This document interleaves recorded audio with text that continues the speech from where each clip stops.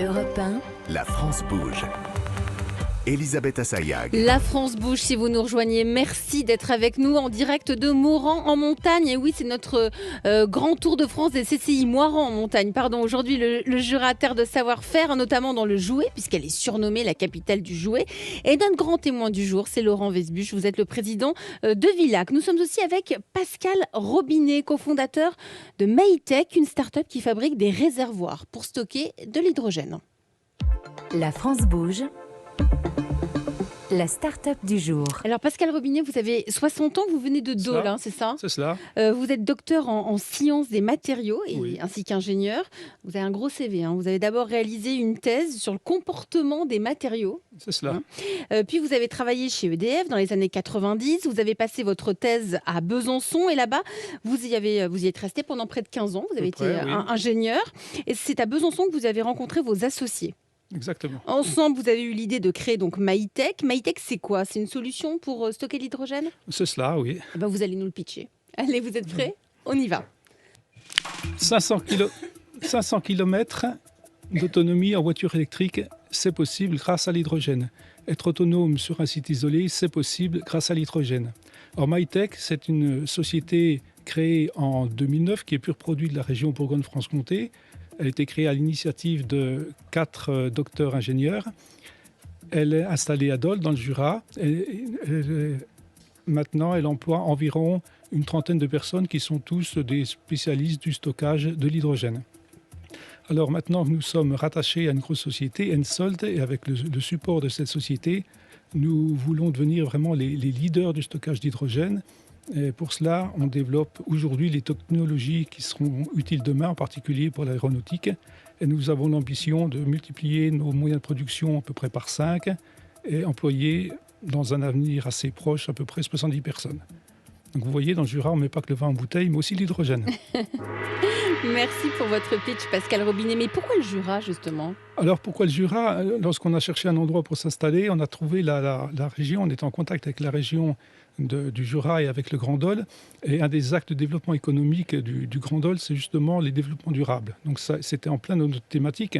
En plus, pas très loin, il y a une entreprise qui fabrique beaucoup d'hydrogène. Donc on était vraiment dans un carrefour qui vous permettait de vous développer. Qui nous permettait de nous développer complètement. Mais quand vous êtes installé, ça veut dire que vous avez eu plus d'aide que si vous aviez été ailleurs. Ça a un intérêt aussi Alors économique. déjà, il y a un pour intérêt vous, économique business ? puisqu'on a été aidé. Il y a aussi qu'une petite société comme la nôtre, elle avait plus de visibilité à Dole en faisant du développement durable que de rester par exemple sur Besançon où plutôt les microtechniques et l'horlogerie sont un des vecteurs industriels. Donc vous concevez, vous fabriquez des réservoirs pour stocker de l'hydrogène. Ça vous a pris beaucoup de temps, je crois que ça vous a pris 7 ans, c'est ça, de recherche et développement ? Oui, ça a pris quelques années. Quelques années pour développer les produits. Vous avez fait plein d'autres choses entre-temps. Alors, on a fait plein d'autres choses. On a travaillé pour l'horlogerie, on a fait énormément de choses, toujours dans le domaine de l'énergie et des matériaux. Mais effectivement, pendant ces premières années, on a développé des réservoirs, plusieurs types de réservoirs, parce qu'il y a différentes technologies pour stocker de l'hydrogène. Et maintenant que le marché de l'hydrogène devient mature, on est prêt à fabriquer et à vendre, exporter nos produits. Vous avez beaucoup de clients déjà ? Alors, on a pas mal de clients, surtout à l'export. On vend en Allemagne, on vend en Amérique du Sud, on vend en Angleterre. Enfin voilà, dans plusieurs pays, on a pas mal de clients et le marché grandit de jour en jour. Donc vous proposez 3 réservoirs différents pour ne pas comprimer le gaz, c'est ça ? Vous avez fait des réservoirs en composite ? Il y a plusieurs moules de réservoirs. Pour être très simple, il y a plusieurs façons pour stocker l'hydrogène. Maytech s'intéresse à 2 solutions. Le stockage solide, on l'appelle comme ça, où on stocke l'hydrogène dans des matériaux qui vont absorber le gaz comme une éponge va absorber de l'eau. Et puis, on peut aussi, c'est un gaz, on peut le comprimer. Et c'est la deuxième technologie. Donc, on fabrique des réservoirs dans lesquels on va comprimer le gaz à différentes pressions suivant les usages. Et ces réservoirs, vous les vendez aux collectivités ou aux entreprises ? Et aux entreprises. Ouais. Alors, vous l'avez dit pendant votre pitch, c'est que votre société elle a été rachetée par un groupe allemand spécialisé dans l'électronique. Ce financement, finalement, ce soutien, ça vous a permis de rester ici ? Ça vous a permis de grandir ? Sur nous, ça nous permet de grandir, bien sûr. Maintenant qu'on a le support d'un grand groupe, On peut avoir des ambitions plus importantes.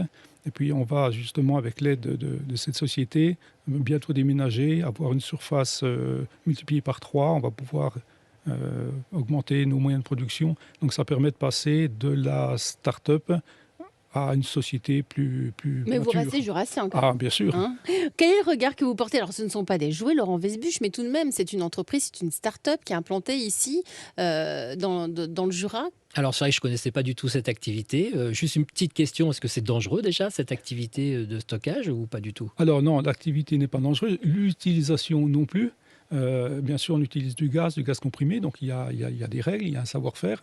Mais si on travaille correctement et en appliquant les règles de l'art, c'est pas plus dangereux que... Non, bien sûr. Et vous êtes soumis à une législation Alors, particulière? on est soumis à beaucoup de législations, oui. C'est ce qui fait aussi que le temps de développement est long, parce qu'il faut certifier chaque produit, il faut certifier l'entreprise, il faut certifier les produits par des organismes extérieurs qui sont garants de la qualité du produit. Donc, ça demande beaucoup de temps et d'investissement. Ce qui nous a intéressé aussi dans votre profil, Pascal Robinet, c'est que vous avez 60 ans et vous n'avez jamais cessé de travailler sur cette solution. Alors, j'ai travaillé sur les matériaux, Oui, mais au sens large, oui. et également sur le stockage d'hydrogène, puisque avant de créer la société, il y a à peu près pendant environ 10 ans, on était déjà sur cette thématique. Mais 10 ans, vous vous rendez compte, c'est long. Comment vous n'êtes jamais découragé? C'est à l'entrepreneur là que je m'adresse. Je crois que tous ici peuvent Autour de la table, dire ouais. la même chose autour de la table. Il y a des moments difficiles, bien sûr, on se pose des questions, mais je crois que c'est tellement passionnant, on a envie d'aller au bout. Oui. La suite, c'est quoi pour vous?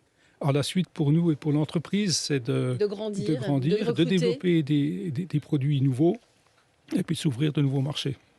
Et aujourd'hui, combien de salariés? Aujourd'hui, à peu près 35 salariés. Et vous allez recruter, vous aussi, vous faites... Je vous dis, dans un avenir assez proche, on espère embaucher à peu près autant de personnes pour arriver à un effectif de 70. Donc de doubler les effectifs. Voilà, oui. Ce sont aussi des métiers en tension ou c'est plus facile pour vous de recruter? C'est quel profil? Alors, c'est tous les profils. Profils. C'est-à-dire tous les profils? C'est-à-dire qu'on a des ouvriers, on a des personnes qui sont des ingénieurs, beaucoup de personnes qui font de la R&D.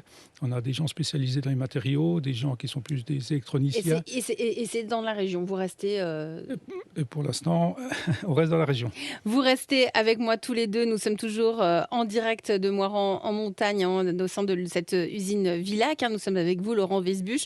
On va continuer d'explorer les ressources et les entrepreneurs présents dans le Jura. Et c'est le moment de vous présenter la pépite du jour en route pour les trophées européens de l'avenir. Bonjour Julien Fabre. Rebonjour. Rebonjour. Vous êtes le cofondateur de Captrek. Vous restez avec nous.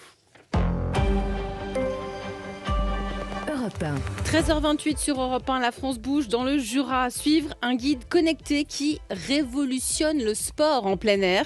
C'est fabriqué ici, dans la région. Ça s'appelle Captrek et c'est la pépite du jour. Il attend les conseils de Nathalie Carré qui est aussi parmi nous. À tout de suite. Elisabeth Assayag sur Europe 1.